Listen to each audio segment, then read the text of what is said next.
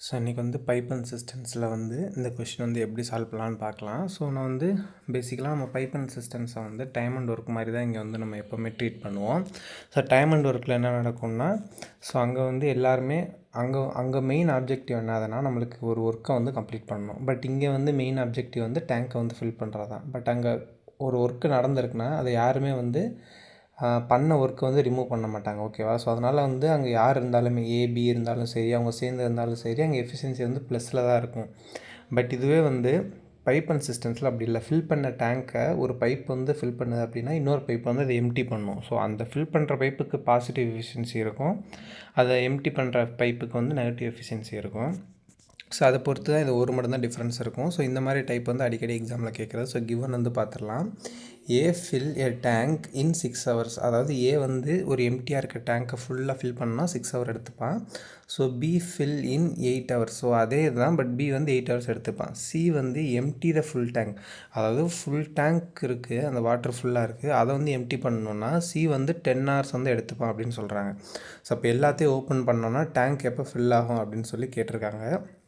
So எப்பவும் போல் நம்மளுக்கு வந்து இண்டிவிஜுவல் எஃபிஷியன்சி வந்து கொடுத்துட்டாங்க. So no problem. ஏ வந்து ஸோ இண்டிவிஜுவல் எஃபிஷியன்சி நம்ம ஈஸியாக கண்டுபிடிச்சிடலாம். ஏன்னா இண்டிவிஜுவல் டைம் வந்து கொடுத்துட்டாங்க. ஸோ ஏ வந்து 6 hours, பி வந்து 8 hours, சி வந்து 10 hours அப்படின்னு கொடுத்துட்டாங்க.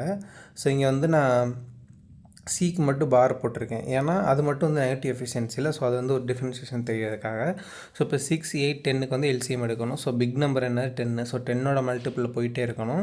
ஸோ எப்போ வந்து அது 8ஐயும் 6ஐயும் மல்டிப்ளை பண்ண, அதாவது 8ஆலையும் 6ஆலையும் வந்து டிவைட் ஆகுதோ, ஸோ அப்போ வந்து அதான் நம்மளுக்கு வந்து எல்சிஎம்மாக இருக்கும். ஸோ இப்போ இங்கே வந்து 10 பெரிய நம்பர்ன்றப்போ அதோட மல்டிப்பிள் எல்லாமே 0ல் தான் எண்ட் ஆகும்.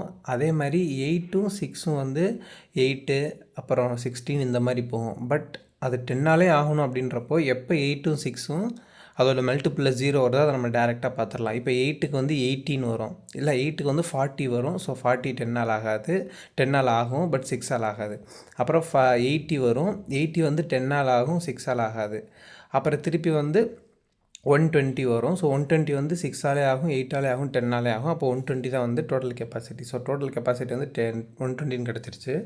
ஸோ இது வந்து 120ன்றது வந்து பார்ட்டு. ஸோ 120 லிட்டர் அந்த மாதிரி இல்லை, அந்த டேங்கோட கெப்பாசிட்டி வந்து 120 பார்ட் இருக்குது அப்படின்னு அர்த்தம்.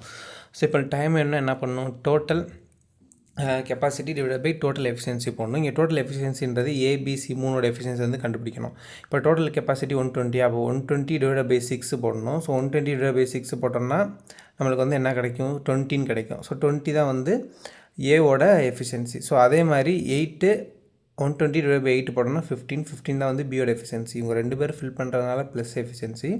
ஸோ 120 டிவைட் பை 10 வந்து 12. ஸோ அது வந்து -12, ஏன்னா அது எம்டி பண்ணும். ஸோ இப்போ இது 3 ஆட் பண்ணோன்னா 35 - 12ன்னு வரும். ஸோ டோட்டல் எஃபிஷியன்சி வந்து 23 வந்திருக்கும். ஸோ இங்கே வந்து டோட்டல் கெப்பாசிட்டி டிவைட் பை 23 அப்படின்னு போட்டோம்னா அது டோட்டல் எஃபிஷியன்சி. ஸோ இதை டிவைட் பண்ணோன்னா 5 times கோஷன்ட் வரும், 5 times ரிமைண்டர் வரும். ஸோ இதை மிக்சடு ஃப்ராக்ஷன் எழுதுகிறப்ப 5/23 ஹவர்ஸ்னு வரும். ஸோ 3 பைப்பை நம்ம ஒரே டைமில் ஓப்பன் பண்ணோம்னா அந்த டேங்க் வந்து 5/23 ஹவர்ஸ் வந்து ஃபில் ஆகும். ஸோ இதுதான் அந்த கொஸ்டினோட ஆன்சர்.